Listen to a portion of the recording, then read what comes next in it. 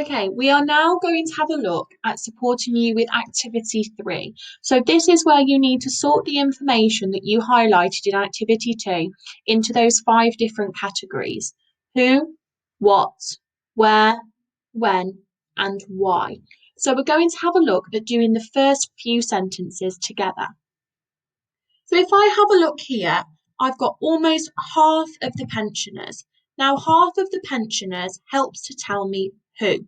So we know who we're talking about within the text. Okay, so television is telling me what they are talking about.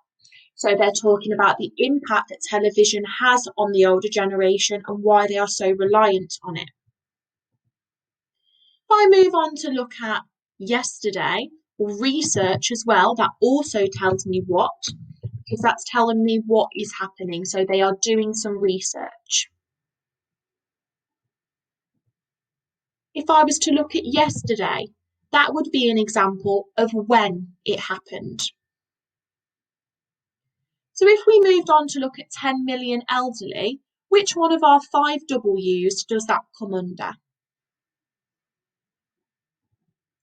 So we should have identified that those 10 million elderly is again telling us who. What about daily basis? That is telling us when. It's the frequency of something. It's how often it's happening. Again, 500,000 pensioners is telling me who. They only see their family once a month and more than 1 million feel trapped. Of those 227,000, so again, that's another who. It's telling me those numbers, how many people there are. No longer feel comfortable leaving their front door due to poor health, lack of money, and no help. So poor health, lack of money, and no help is why. So that's explaining to me why those people no longer feel comfortable leaving their front door.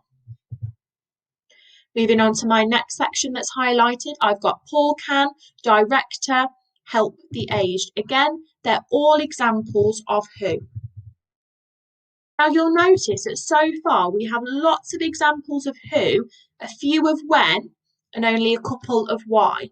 So we still haven't looked in detail about what or where.